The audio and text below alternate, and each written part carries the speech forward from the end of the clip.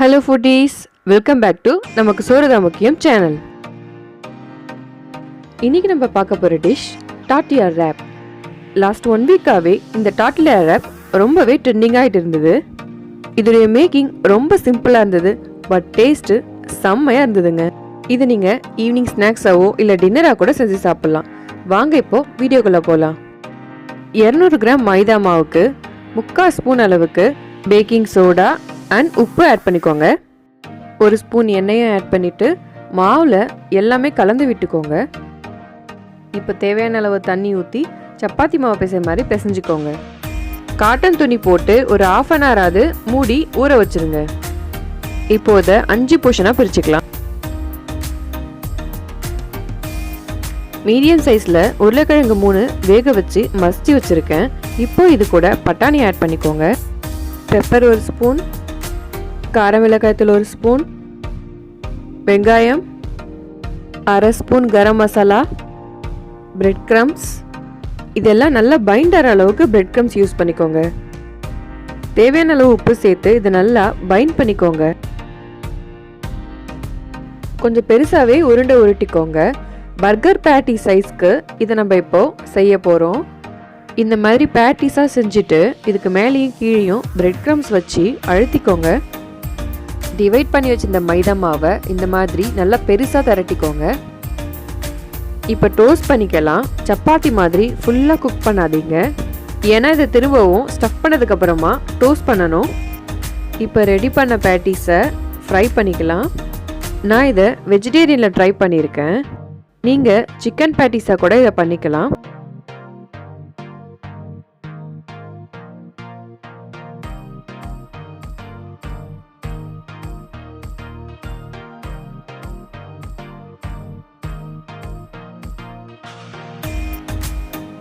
அவ்வளோதான், பேட்டிஸ் இப்போ ரெடி ஆகிடுச்சு. இப்போது சாஸ் ரெடி பண்ணிக்கலாம். 1 டேபிள் ஸ்பூன் மைனஸ் கூட 1 ஸ்பூன் சில்லி சாஸ் ஆட் பண்ணிக்கோங்க. 2 டீஸ்பூன் டொமேட்டோ சாஸ், 1 பிஞ்ச் உப்பு, 1/4 டீஸ்பூன் பெப்பர். இது எல்லாத்தையும் ஆட் பண்ணிவிட்டு நல்லா ஒரு மிக்ஸ் பண்ணிக்கோங்க. அவ்வளோதான், நம்மளுடைய சாஸ் ரெடி ஆகிடுச்சு. சீஸ் கொஞ்சம் துருவிக்கிறேன். தக்காளி அப்புறம் வெள்ளரிக்காவையும் ரவுண்டாக பர்கருக்கு வைக்கிற மாதிரி கட் பண்ணிக்கோங்க. Sauce, patties, vegetables and cheese அப்புறம் டார்ட்டிலா எல்லாமே இப்போ ரெடி ஆகிருக்கு. வாங்க இப்போது அரேஞ்ச் பண்ணிடலாம். இப்போ இந்த ஷீட்டை 4ஆக மடிச்சுக்கோங்க. அப்போ தான் நமக்கு ஸ்டஃப் பண்ணுறதுக்கு ஈஸியாக இருக்கும். சிசர் வச்சு கட் பண்ணிக்கிறேன். நீங்கள் கத்தி ஆர் பீஸா கட் இருந்தால் இந்த மாதிரி கட் பண்ணிக்கோங்க. இப்போ இதில் ஃபஸ்ட்டு குவார்ட்டரில் நம்ம ரெடி பண்ண சாஸை அப்ளை பண்ணிக்கலாம்.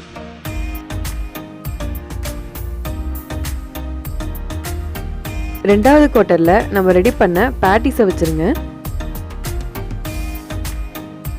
மூணாவது குவார்ட்டரில் நம்ம துருவின சீஸ்.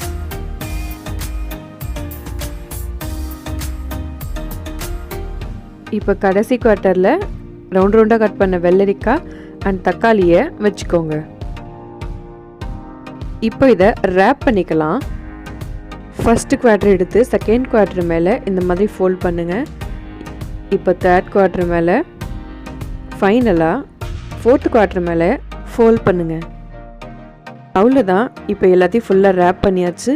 இதை லேஸாக பட்டரில் போட்டு டோஸ்ட் பண்ணி எடுத்துக்கலாம்.